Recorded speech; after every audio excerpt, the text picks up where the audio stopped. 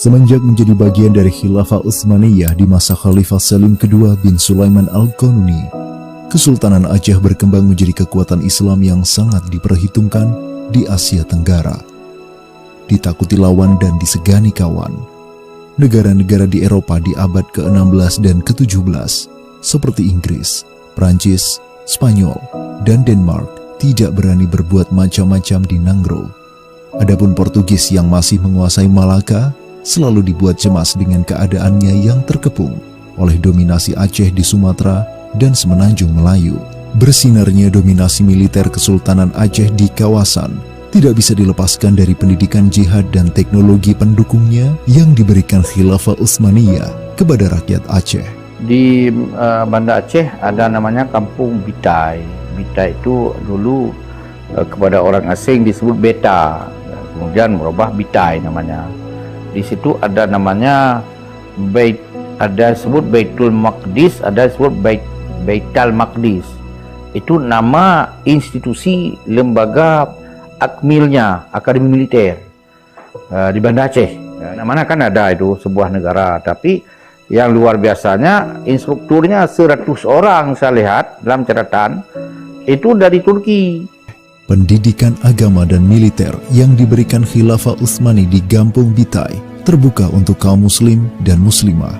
Tunas-tunas unggul digembleng oleh tenaga-tenaga yang unggul yang dikirim dari negara terunggul pimpinan sang khalifah. Tidak mengherankan jika kemudian dari Akademi Militer Baitul Maqdis di Kampung Bitai muncul pahlawan mujahidah yang harum namanya, Laksamana Malahayati, muslimah tangguh yang menjadi ajudan Sultan Aceh. Malahayati itu menjadi panglima pasukan laut itu, ada yang tulis 2.000, ada 3.000, ada 1.000, tapi semuanya perempuan. Dah ada lagi namanya Inong Balai, bahasa Aceh itu Inong Balai itu janda. Itu Inong Balai itu balai itu balai. Jadi sudah disebutlah janda itu dia pimpin.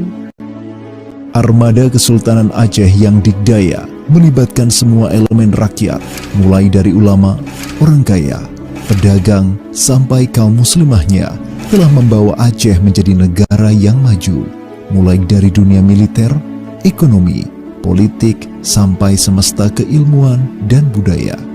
Semua aspek tersebut ada di bawah payung syariat Islam yang mencapai puncak kegemilangannya di era Sultan Iskandar Muda. Ini kan abad ke-17, berarti tokoh sentral ataupun tokoh utamanya dalam pemerintahan Aceh Darussalam itu adalah Sultan Iskandar Muda. Adapun Sri Sultan Perkasa Alam Johan Berdaulat, anak daripada Sultan Ali Riayah Aisyah, ataupun cucu daripada Sultan Alauddin Saidil Mukammil. Ialah Sri Sultan Perkasa Alam Johan Berdaulat yang kuasanya bertahtakan Ratna Mutumanikam, Raja Islam yang beroleh martabat memerintahkan hukum dan adat di negeri Aceh Darussalam. Islam itu sendiri kan, itu sudah mendarah mendaging bagi Aceh sendiri, siapapun orangnya kan itu sudah bahagian dari kehidupan. Saya tidak tahu bagaimana memisahkan lagi ya, mana sistem pemerintah, mana adat, itu kan sudah menyatu sendiri kan. Jadi hingga itu sudah bahagian dari sistem pemerintahan, kita sebut begitu. Betapa kuatnya Sultan Iskandar Muda berpegang teguh kepada syariat Islam, sampai-sampai ia tak segan untuk menghukum segala pelaku penyelewengan hukum Allah dan Rasul-Nya. Bahkan, tatkala anaknya sendiri yang bernama Merah Pupok melanggar syariat, ayahnya sendirilah yang menjatuhkan hukuman. Sebagai orang Islam dia bilang anak Nabi, dikatakan kalau anakku Fatimah mencuri, aku yang potong tangan. Dia mau itu anak raja.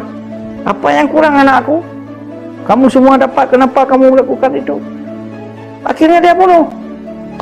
Saya melaksanakan sendiri hukumannya.